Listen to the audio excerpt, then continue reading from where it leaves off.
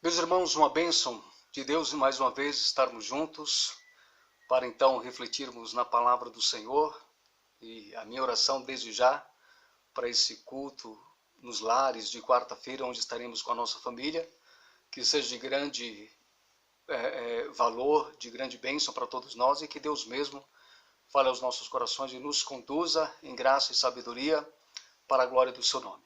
Quero lhe convidar a abrir a sua Bíblia no Salmo 4, versículo 1 a 8, a leitura que eu passo a fazer então, a partir desse momento. Assim diz então a palavra do Senhor aos nossos corações.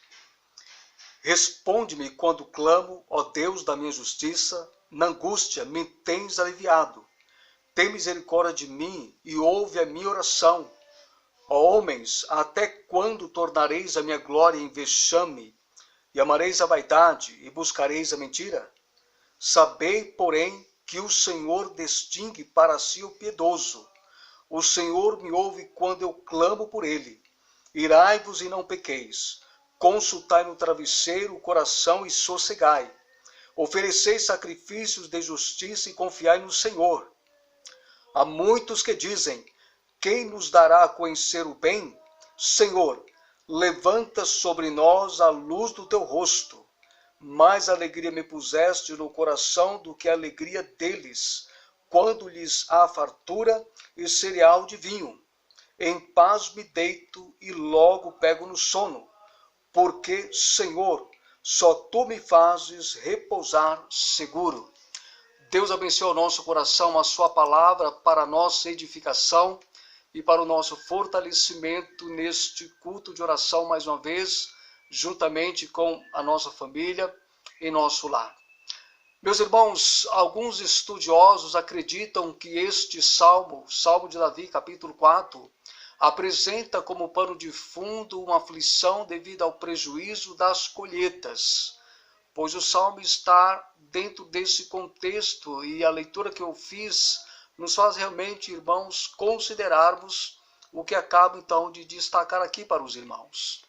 A respeito ainda deste salmo, um estudioso de nome Osterley comentou a respeito deste salmo dizendo que ele foi escrito numa época quando havia muita fome ou escassez de comida devido à má colheita, né? Então tem toda essa peculiaridade aqui no salmo, tem todo esse contexto para que nós possamos atentar para a sua narrativa, para a sua leitura, e quando fala dessa escassez de comida devido à má colheita que se houve aqui, ele pensa aqui praticamente no versículo 7, quando o salmista diz: mais alegria me puseste no coração do que a alegria deles, quando lhes há fartura de cereal e de vinho. Dentro dessa perspectiva bíblica é que então se dar a entender a respeito daquilo que se diz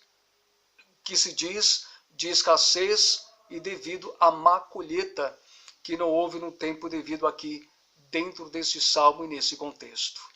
Ainda, o salmista se gloria na satisfação espiritual da alegria que brotava no seu interior devido ao seu amor e fidelidade a Deus. Em comparação a isso, as necessidades materiais não o preocupavam. Então essas são as considerações desse comentarista Osterley a respeito da postura e da estrutura deste salmo dentro dessa perspectiva que nos faz realmente parar, pensar e refletirmos na verdade que está aqui dentro desse contexto. E as últimas considerações que ele faz nos chamam a atenção a respeito do amor do salmista, a respeito da sua satisfação espiritual, a alegria que brotava no seu interior, conforme o versículo 7 mesmo, não é? E devido ao seu amor, a fidelidade a Deus. E aí ele conclui a sua consideração dizendo: em comparação a isso, as necessidades materiais não o preocupava. Então não havia preocupação no coração do salmista devido à má colheita ou devido às situações de escassez que trazia de alguma forma alguma aflição tanto para o seu coração como para o restante do povo de Israel também. Meus amados, este salmo pode ser destacado da seguinte forma. Primeiro, provação. Isso pode ser registrado no versículo 1 e versículo 2. Segundo, ensino, versículos 3 e 4. Terceiro, confiança, versículos 5 e 6. Quarto, triunfo, versículos 7 e 8. Então, a gente destaca esse salmo, ou alguns comentaristas destacam este salmo desta forma, desta maneira, para nós, dentro dessas 4 perspectivas ou características que podemos, então, assim, postar olhando para todos os versos dentro dessas perspectivas que acabo de destacar. Meus amados, vamos pensar sobre confiar em Deus na aflição.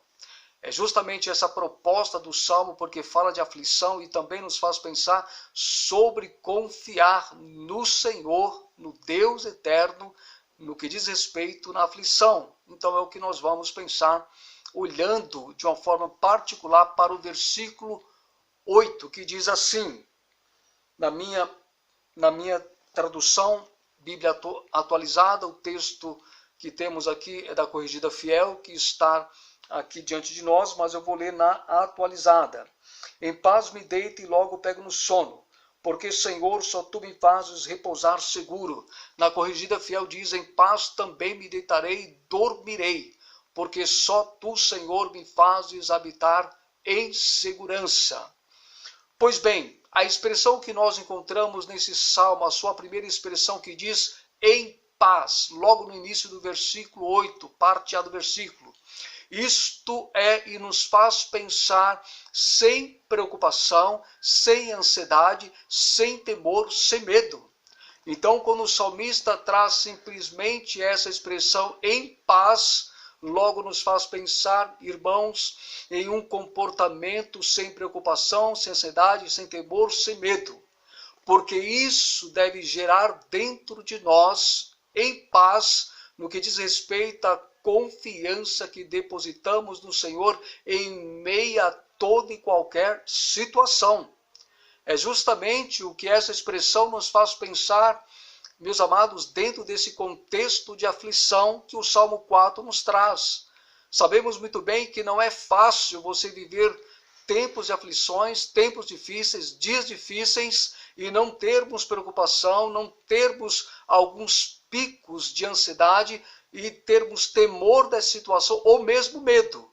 No entanto, essa paz que brota na nossa alma, no nosso interior, ele procede do Senhor.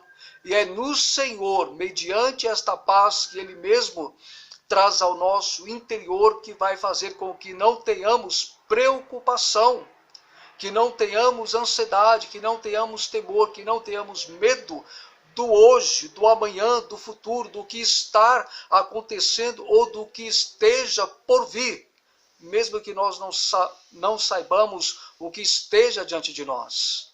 Esta paz de Deus que traz dentro de nós plena confiança, confiança no Senhor, confiança certa, confiança que realmente nos faz, irmãos, aguardarmos no Senhor aquilo que Ele mesmo poderá prover, poderá fazer e realizar por nós para o louvor da sua glória. Então nós devemos desfrutar desta paz, porque ela é dada por Deus, é graça de Deus, é dádiva de Deus, é virtude do Senhor para nós, para que realmente possam trazer para nós equilíbrio nesses momentos difíceis em que nós passamos dentro do nosso contexto, dentro da nossa experiência do momento. Meus amados, é por meio desta paz interior que o salmista afirmou categoricamente, dizendo, ainda nesse salmo, quando ele diz, também me deitarei e dormirei. Tal expressão nos chama a atenção, porque a mesma significa que o sono vem imediatamente. Então, quando ele diz no versículo 8, em paz me deito e logo pego no sono, é justamente o sentido, é justamente essa proposta, é justamente este ensinamento, o seu significado, que o sono vem imediatamente. Porque a paz, mais uma vez, provinda de Deus, proporciona isso para todos nós em momentos difíceis, em momentos de escassez, em momentos de aflições, em todos os momentos. É justamente isso que o Senhor quer que nós possamos desfrutar em todos os momentos da nossa vida. Bem sei que o tempo em que nós estamos passando, experimentando, não é fácil para um pai de família, não é fácil para quem tem os seus filhos, para suprir suas necessidades nessa experiência atual, deitar sobre a cama, pegar no sono, pensando nas suas responsabilidades, pensando nas coisas que precisa quitar, pensando em tudo aquilo que lhe traz peso, lhe traz muita responsabilidade. Meus amados, mas no Senhor, ainda que as coisas não sejam resolvidas hoje, nesse momento, nós devemos confiar, devemos desfrutar desta paz que nos dá tranquilidade em meio à tempestade. É isso que o salmista está desfrutando, é isso que ele está nos ensinando. Também me deitarei e dormirei. Ou como ele diz, e logo pego do sono. Isso não quer dizer que nós vamos deixar de lado as responsabilidades ou as coisas que precisamos colocar em ordem, ou que precisamos trazer e suprir a nossa família ou algo do tipo. Não é isso que o texto nos ensina. O texto está nos ensinando de confiança. O texto está nos ensinando que é Deus que cuida, que guarda, que supre as nossas necessidades. É nos momentos de aflições que nós devemos colocar a nossa confiança no Senhor e desfrutar da sua paz, porque isso revela também a nossa total e plena confiança nele, aquele que pode fazer por nós aquilo que não podemos. Então, quando essas coisas arrebatam de nós a paz, então não vamos descansar, não vamos dormir e vamos simplesmente temer a situação e fazer com que a situação do momento possa nos tragar. O que não é bom, o que não é saudável para a nossa vida relacional com Deus e até mesmo para as pessoas que nos cercam também. Precisamos nos atentar para essas verdades, porque é isso que o Senhor quer, que nós possamos nos atentar dentro dessa perspectiva de desfrutarmos da sua paz, conforme o texto destaca para nós, o qual texto está dentro de um contexto bem difícil em que o salmista estava passando aqui. Pois bem, lembrando mais uma vez que este salmo se encaixa a um contexto de opositores, escassez e aflição. É justamente a proposta do texto, na sua leitura que eu fiz com os irmãos, que nos faz pensar nessas três manifestações: opositores, escassez e aflição. É nessa perspectiva que nós vemos em que o salmo está realmente encaixado ou dentro da sua expressão. E muito nos ensina no comportamento do salmista Davi aqui para todos nós. Meus amados, o salmista conclui a sua paz interior afirmando e dizendo: porque só tu, Senhor, me fazes habitar em segurança. Porque o Senhor, só tu me fazes repousar seguro. É Ele que nos faz repousar seguro, é Ele que nos faz habitar em segurança. Meus amados, é justamente dentro desta visão plena, desta visão saudável, a respeito do Senhor que cuida de nós, do Senhor que zela por nós, do Senhor que está presente em nossas vidas, é nessa mesma visão que o salmista passa para nós, porque só tu, Senhor, me faz habitar em segurança. É o Senhor que nos traz segurança, é o Senhor que nos traz repouso, é o Senhor que nos traz alívio, é o Senhor que nos traz paz em momentos complicados em que todos nós enfrentamos no nosso dia a dia. Meus amados, que possamos ter esse comportamento do salmista Davi e crermos realmente de uma forma muito estreita naquilo que o Senhor realmente tem feito, continua fazendo e fará por nós dentro de uma preservação da nossa vida espiritual, da nossa vida emocional, do nosso físico, da nossa vida no todo, para o louvor da sua glória. E aí quando nós lemos estas expressões, mais uma vez, que o salmista declara, porque só tu, Senhor, me fazes habitar em segurança. Significa, meus irmãos, literalmente que somente o Senhor poderia tornar possível que o salmista vivesse em plena segurança. Isso procede do Senhor, isso é ação do Senhor. Somente Ele é quem pode fazer isso. Somente Ele é que pode mostrar que Ele faz com que os seus servos, seus filhos, possam viver em plena segurança. Tanto no contexto do salmista como no nosso contexto, e não podemos duvidar disso, mas sempre colocar a nossa confiança nessas verdades. Porque o que significou para o salmista deve também significar para nós, porque somente o Senhor poderia tornar, tanto para o salmista, possível que lemos no versículo 8, na parte final, tá certo? Que o salmista vivesse em plena segurança. Isso também diz respeito e toca diretamente a cada um de nós. Podemos viver em plena segurança no Senhor, porque somente o Senhor é capaz de fazer isso pelo seu poder e pela sua eterna graça. Meus irmãos, diante da calamidade, o salmista clamou ao Senhor. E quando eu falo diante da calamidade, eu estou pensando nos opositores, escassez e as aflições que estão dentro nesse contexto. Mas nós percebemos que o salmista ele não deixou de clamar, porque diante desse contexto, o salmista clamou ao Senhor primeiramente no versículo 1. Ele começou o seu clamor dizendo: responde-me quando clamo, ó Deus da minha justiça, na angústia me tens aliviado, tem misericórdia de mim e ouve a minha oração. Logo depois olhamos para a parte final do versículo 3, onde ele continua orando dizendo, versículo 3, parte final, ele diz: o Senhor me ouve quando eu clamo por ele. Está na parte final do versículo 3, ele ora no versículo 1, ele fala da sua angústia, ele pede para que o Senhor possa aliviá-lo, que o Senhor estenda sobre ele sua misericórdia e possa atentar para a sua oração, para a sua súplica. Versículo 6 também, parte final do versículo 6, ele orou ao Senhor: Senhor, levanta sobre nós a luz do teu rosto.